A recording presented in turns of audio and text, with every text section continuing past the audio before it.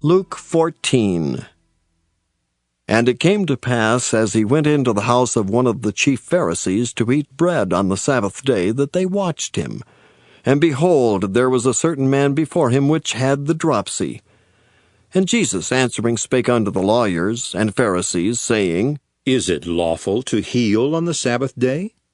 And they held their peace, and he took him, and healed him, and let him go. And answered them, saying, Which of you shall have an ass or an ox fallen into a pit, and will not straightway pull him out on the Sabbath day? And they could not answer him again to these things.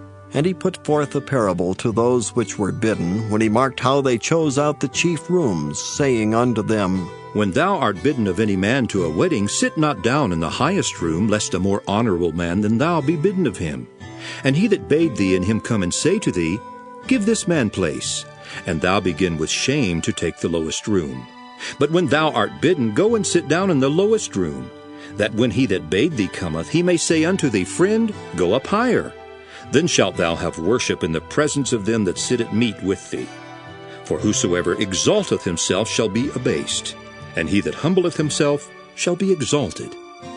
Then said he also to him that bade him, When thou makest a dinner or a supper, call not thy friends nor thy brethren, neither thy kinsmen nor thy rich neighbors, lest they also bid thee again, and a recompense be made thee.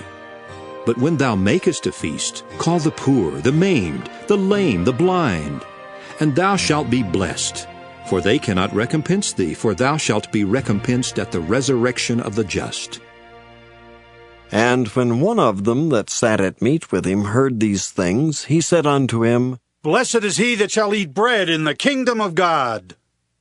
Then said he unto him, A certain man made a great supper, and bade many, and sent his servant at supper time to say to them that were bidden, Come, for all things are now ready. And they all with one consent began to make excuse. The first said unto him, I have bought a piece of ground, and I must needs go and see it. I pray thee have me excused. And another said, I have bought 5 yoke of oxen, and I go to prove them. I pray thee have me excused. And another said, I have married a wife, and therefore I cannot come. So that servant came and showed his lord these things. Then the master of the house, being angry, said to his servant, Go out quickly into the streets and lanes of the city, and bring in hither the poor, and the maimed, and the halt, and the blind.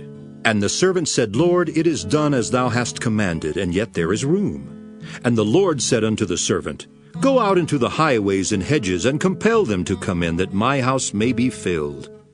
For I say unto you that none of those men which were bidden shall taste of my supper. And there went great multitudes with him. And he turned and said unto them, If any man come to me, and hate not his father and mother, and wife, and children, and brethren, and sisters, yea, and his own life also, he cannot be my disciple. And whosoever doth not bear his cross and come after me cannot be my disciple. For which of you, intending to build a tower, sitteth not down first, and counteth the cost, whether he have sufficient to finish it?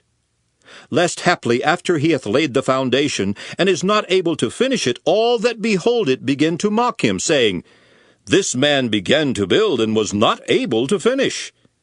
Or what king, going to make war against another king, sitteth not down first, and consulteth whether he be able with 10,000 to meet him that cometh against him with 20,000? Or else, while the other is yet a great way off, he sendeth an ambassage, and desireth conditions of peace. So likewise, whosoever he be of you that forsaketh not all that he hath, he cannot be my disciple. Salt is good, but if the salt have lost his savour, wherewith shall it be seasoned? It is neither fit for the land, nor yet for the dunghill, but men cast it out. He that hath ears to hear, let him hear.